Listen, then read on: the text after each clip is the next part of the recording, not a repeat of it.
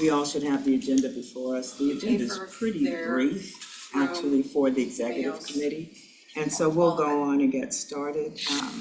Ms. Scott, do you have an official declaration of quorum? Yes, ma'am. Town of Ashland, Mr. Hodges. Here. Charles City County, Mr. Atkins. Present. Chesterfield County, Mr. Holland. Goochland County, Mr. Lyle. Hanover County, Mr. Davis. Present. Renco County, Mr. Rogish.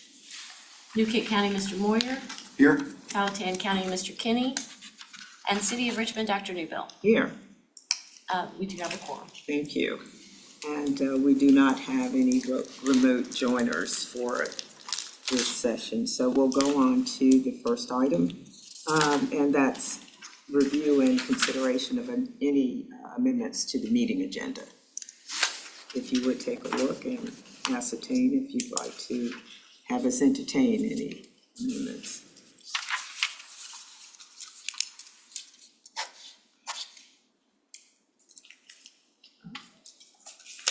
No? Move to approve the agenda, ma'am. Second. If that's what. Do we? We don't have to vote on Right. The agenda. Okay. We didn't know that. The attorney just showed up. I didn't think, but you know, just in case, we want to be compliant with all of the legal guidelines. So let's do look at the May 9th minutes, which will require our review and approval. On page 3.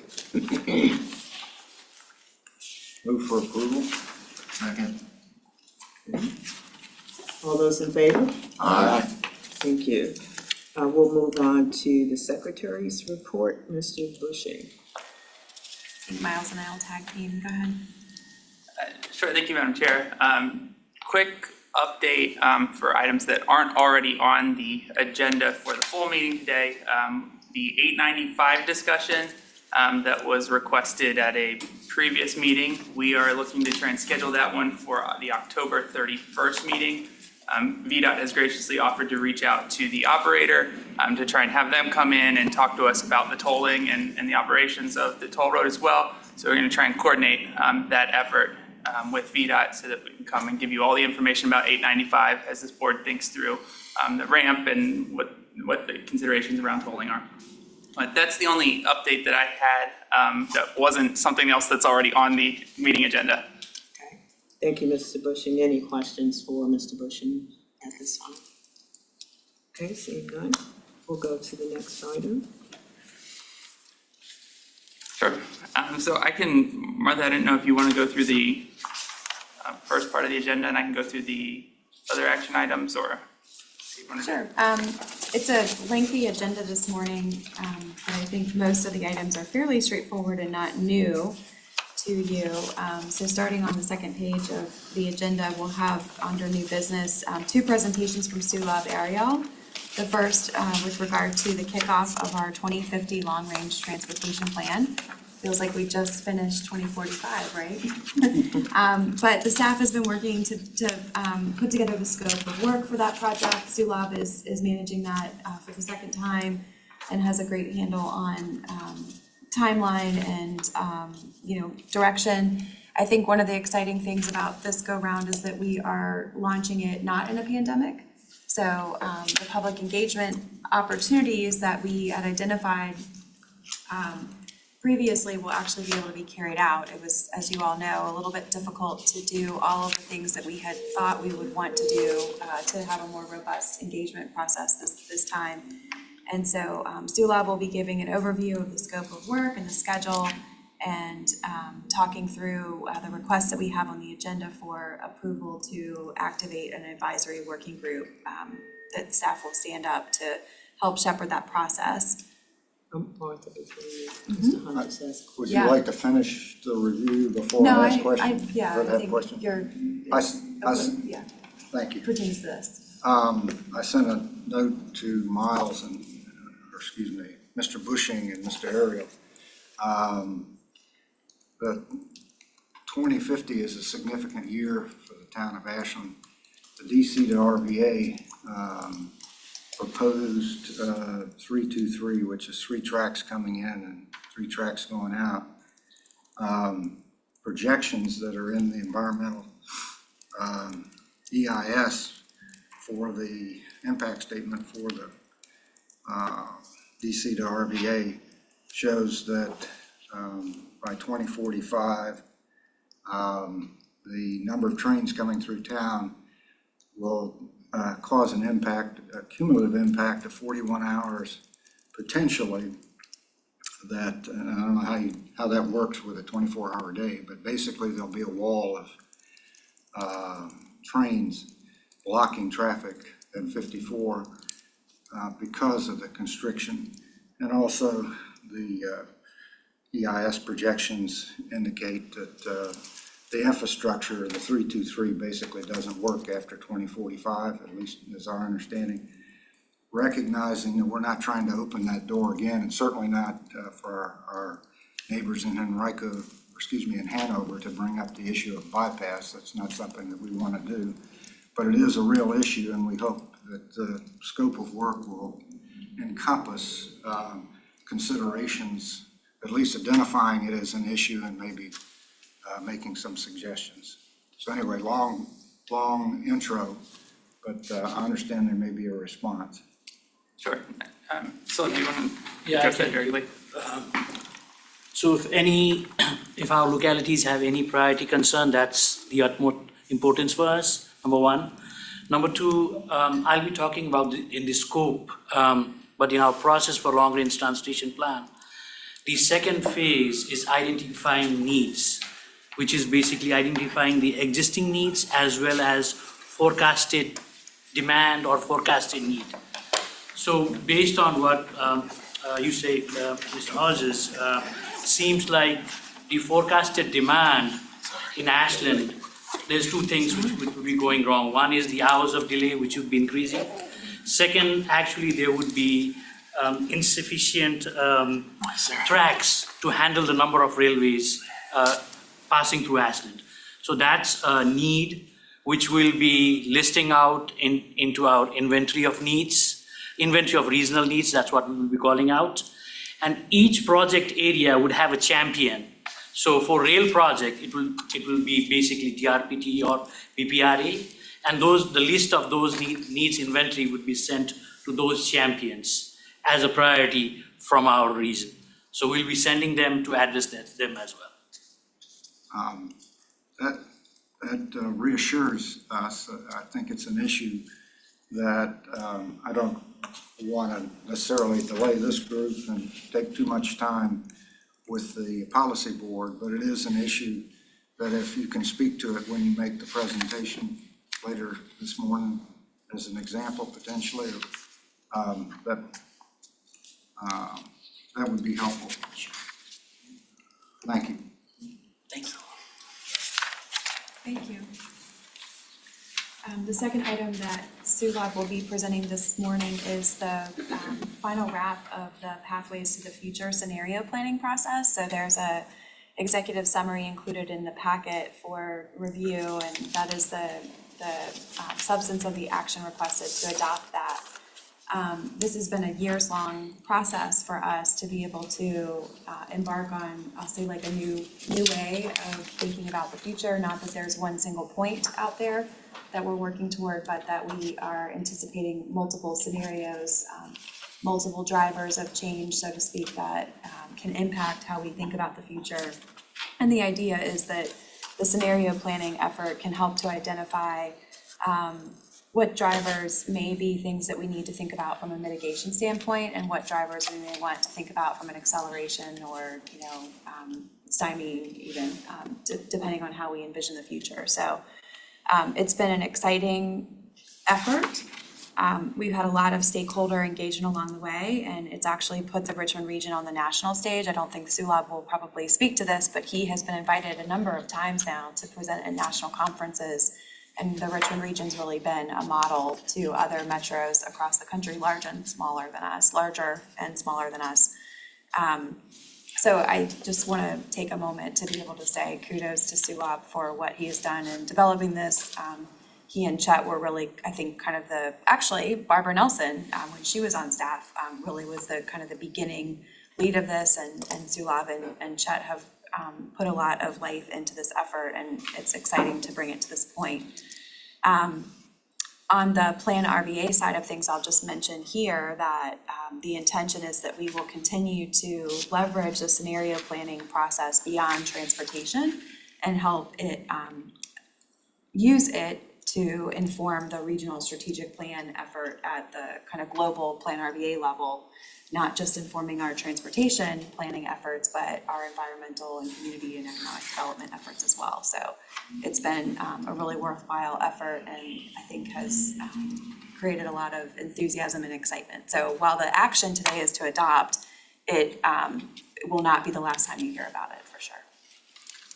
And then I think Miles is going to go through the set of tip amendments and give you a little bit of an overview or background of the functional classifications. Sure, thank you, Martha. So the last few items are more financial related for the most part. So there are 4 sets of tip amendments that are on your agenda today.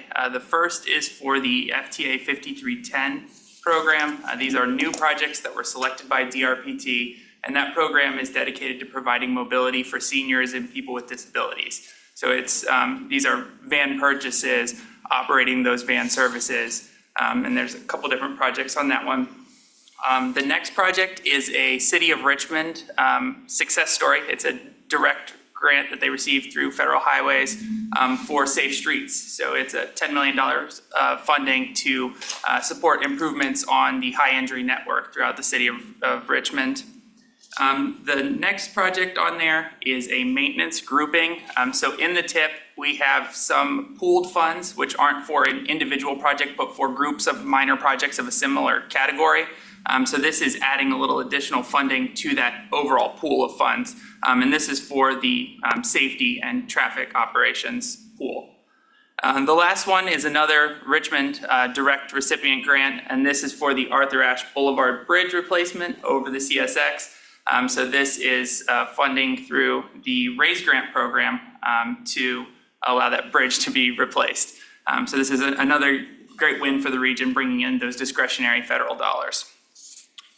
Item number 7 on your agenda packet is a request for additional CMAQ funding. That's the Congestion Mitigation and Air Quality funding for a VDOT administered project in the City of Richmond. This is a project which some of you may recognize. It came to this board about a year ago for additional funding to allow the project to be advertised. It's been advertised and bid out 3 times, and the bids have all come in high. So the request is for the policy board to award additional CMAQ funding along with the City of Richmond's additional funding, which would be added to the project to allow it to move into construction.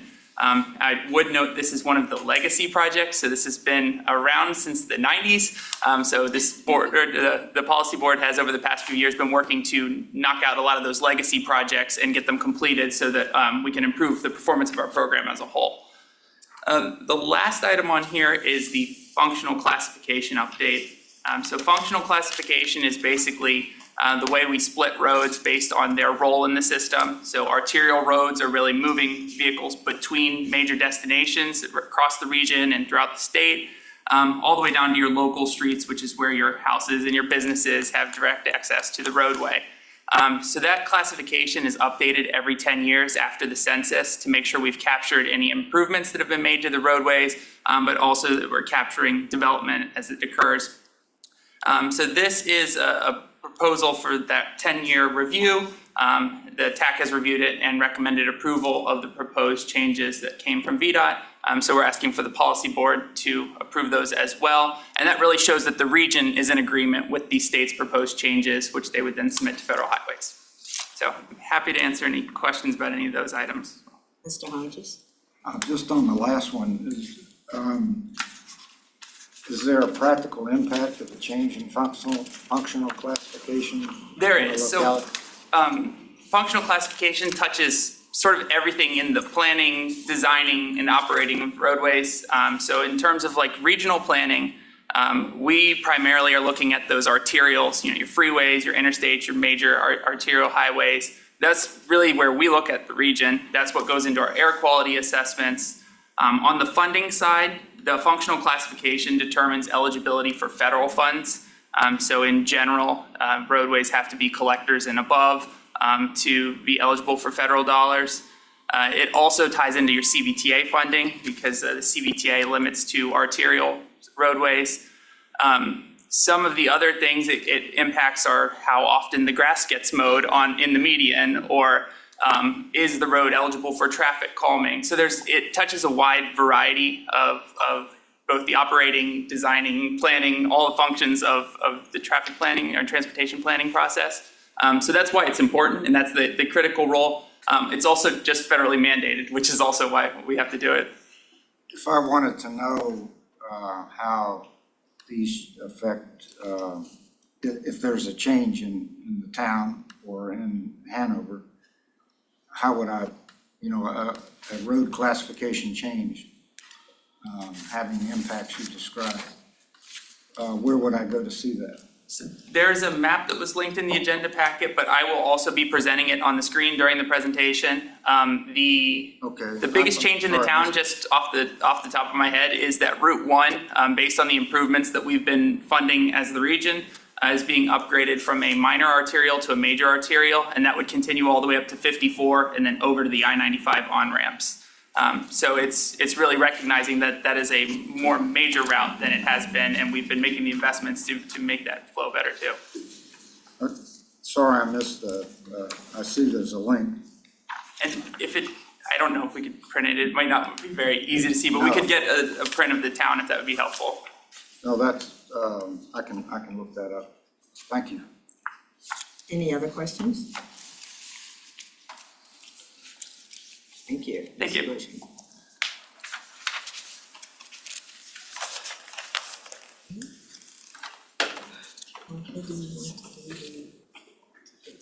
Sure, yeah.